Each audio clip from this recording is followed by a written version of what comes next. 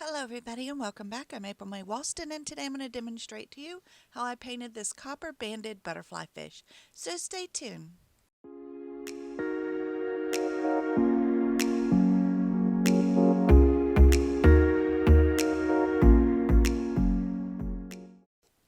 So I'm using a 3-inch rock from the Happy Dotting Company. This is from a mold from the Happy Dotting Company, which you can find over on Etsy. For the extended version with voiceover, I have that loaded over on my, or will have that loaded over on my Patreon page. It's only $4 a month, and you have full access to all of my Patreon exclusive videos. So I've added in a gradient background going from light to dark, and now I'm adding in the ripples. These are for the ripples like you're underneath the water looking up.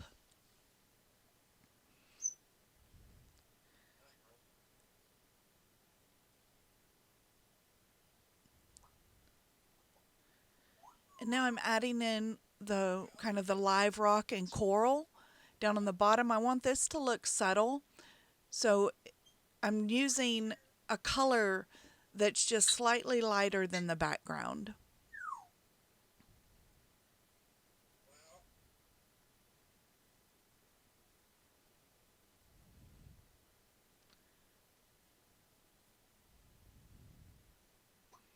I want this to look like it is behind the fish, not below the fish. So now I'm going in and adding some shadows, some shading to the coral. And now I'm adding kind of a light spot in the ripples where the sun is shining through. Now I'm taking the traceable and I'm going and transferring my design onto my rock. The traceable is available over on my Patreon page. That is free for everyone.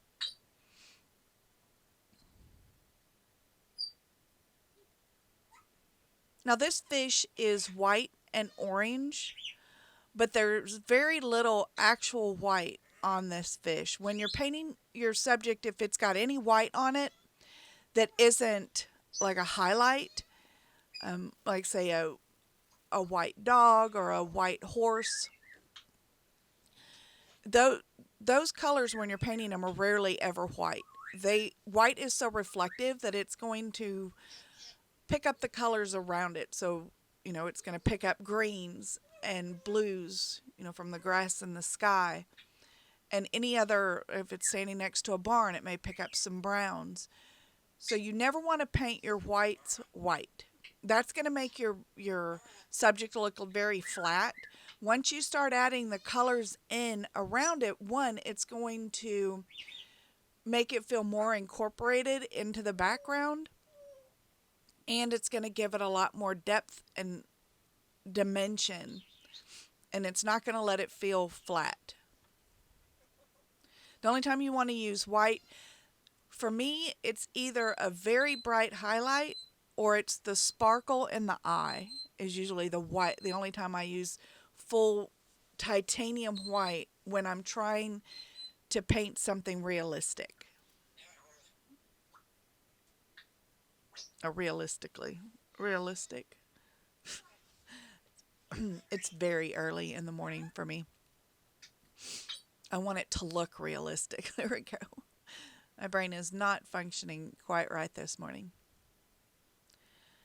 Now for the orange, I'm using magenta as the shadow color for shading my orange, as opposed to using like a gray. That's kind of a personal preference. That's an artistic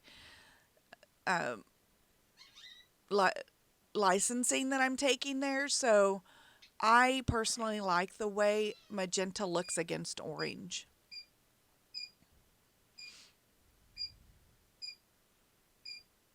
I will use black as a shadow and shading color, but I really prefer to use other colors for my shading. You know, like not complementary as in the color wheel, but just a darker color that complements the color that the base color. In this case, the magenta.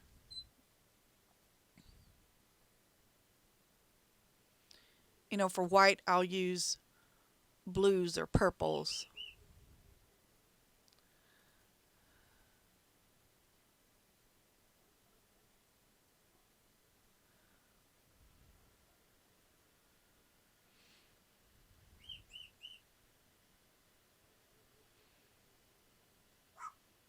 I've added in these horizontal stripes on his body.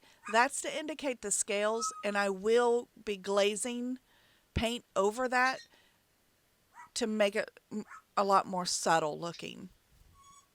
But remember, I work in layers of glazes, and so you're going to go through when you start your painting and you're starting it to just block in your color, you're going to go through these ugly stages.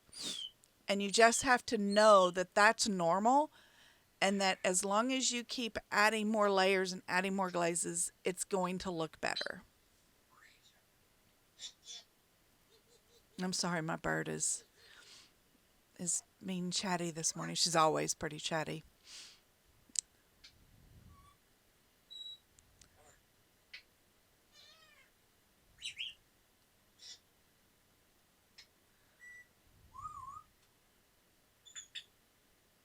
This was a concept design. Uh, this wasn't from an actual reference photo. I took two photos and made this design. But I believe both photos did come from Harley. That's enough. Sorry. Both photos did come from, I believe, Pixabay, which is it's a free site, and it's all royalty free photos. So it's a great place for artists to find images that they can paint, and there aren't going to be copyright issues.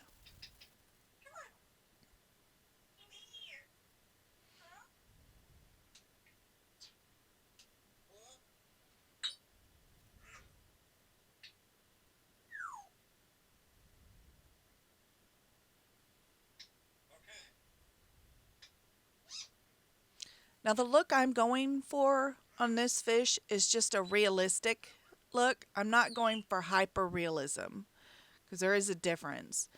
You've got realism, photorealism, and hyperrealism. Hyperrealism would be more, I think, what people think of as photorealism.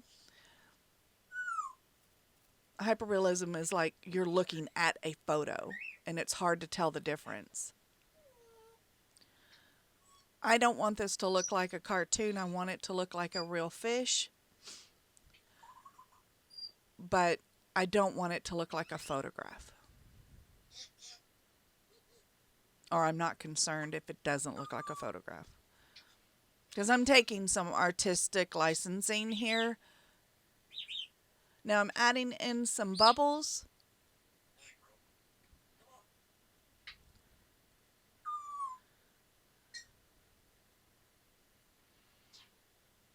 And shading the bottom part of his body.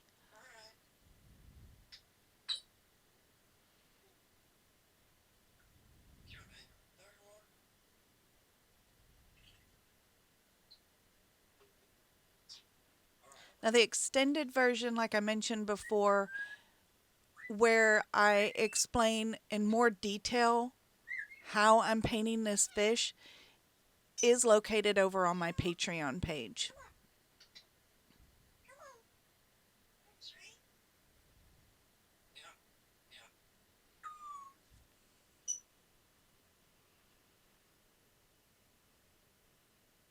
And for $4 a month, you can have access to all of my Patreon exclusive videos. There's extended versions of some of my YouTube videos, and then they also get exclusive videos that are not posted on Facebook, on YouTube. Sorry.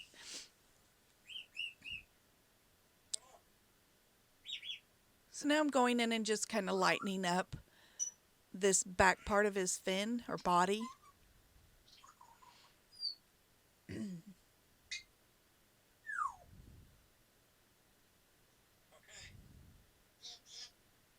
Again, I'm doing this all in very thin layers or glazes where I add water. If you've ever heard somebody tell you that you can't add water to acrylics, I've been painting for over 20 years and that's not true. Now, and I'm using Liquitex Basics and I've never had a problem with thinning my paints. I always varnish over everything I paint and I've never had a problem with anything lifting or scratching off or anything like that. If you use some of the more inexpensive kind of off brands, now Liquitex Basics is a student grade brand and it is fairly inexpensive, but it's high quality. So you might have some problems with off brands or house brands, but I know for sure with Liquitex Basics and some of the other more artist grade paints, you're not going to have any problems adding water to them. And here is the completed rock. I hope you enjoyed this video. Thank you so much for watching, and I'll see you in the next one.